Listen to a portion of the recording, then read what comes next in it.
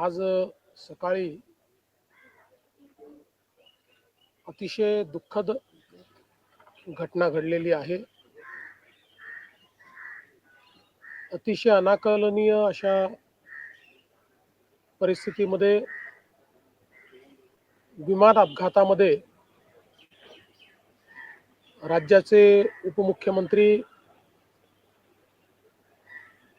अजितदादा पवार यांचं दुःखद निधन झाल्याची वार्ता सर्वांना मिळाली आणि संपूर्ण महाराष्ट्रामध्ये शोककळा पसरली. खरं म्हणजे श्री अजितदादा पवार महाराष्ट्रातले एक लोकनेते होते आणि महाराष्ट्राच्या कानाकोपऱ्याची माहिती असलेला, महाराष्ट्राच्या प्रश्नांची जाण असलेला अशा प्रकारचा हा नेता होता की ज्यांच्याबद्दल जनसामान्यांमध्ये प्रचंड मोठी आस्था होती. अजितदादा एक अतिशय संघर्षशील अशा प्रकारचं नेतृत्व होतं आणि सर्व परिस्थितीमध्ये न डगमगता पुढे जाणारं अशा प्रकारचं व्यक्तिमत्व होतं. महाराष्ट्राकरता आजचा दिवस हा अतिशय कठीण दिवस आहे, कारण अशा प्रकारचं नेतृत्व तयार व्हायला अनेक वर्ष लागतात आणि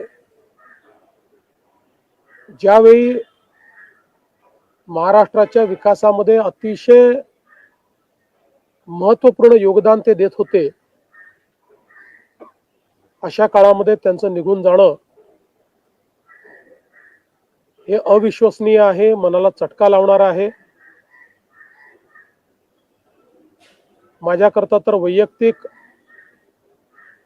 एक दमदार आणि दिलदार अशा प्रकारचा मित्र या ठिकाणी सोडून गेलेला आहे. त्यांच्या कुटुंबावर देखील हा प्रचंड मोठा आघात आहे. मी आणि एकनाथराव शिंदे साहेब आम्ही लवकरच बारामतीकडे निघणार आहोत. सकाळपासून मी सगळ्यांच्या संपर्कात आहे. माननीय प्रधानमंत्री महोदय, माननीय गृहमंत्री महोदय सर्वांशी चर्चा करून त्यांनाही घडलेल्या परिस्थितीची सगळी कल्पना मी दिली आहे. त्यांनीही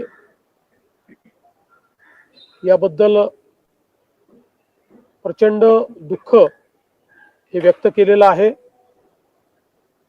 एकूणच देशातच या संपूर्ण प्रकरणामुळे हळहळ पसरलेली आहे.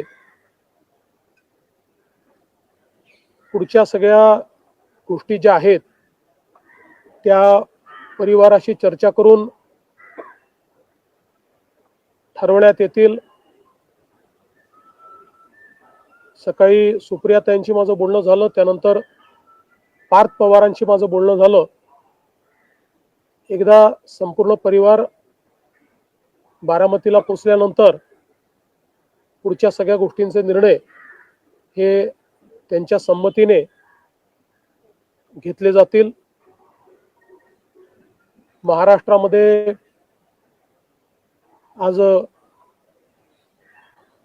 शासकीय सुट्टी आम्ही घोषित केलेली आहे आणि त्यासोबत 3 दिवसाचा दुखवटा देखील जाहीर करण्यात आलेला आहे.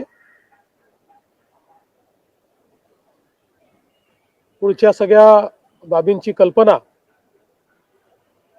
ही आपल्याला लवकरच देण्यात येईल.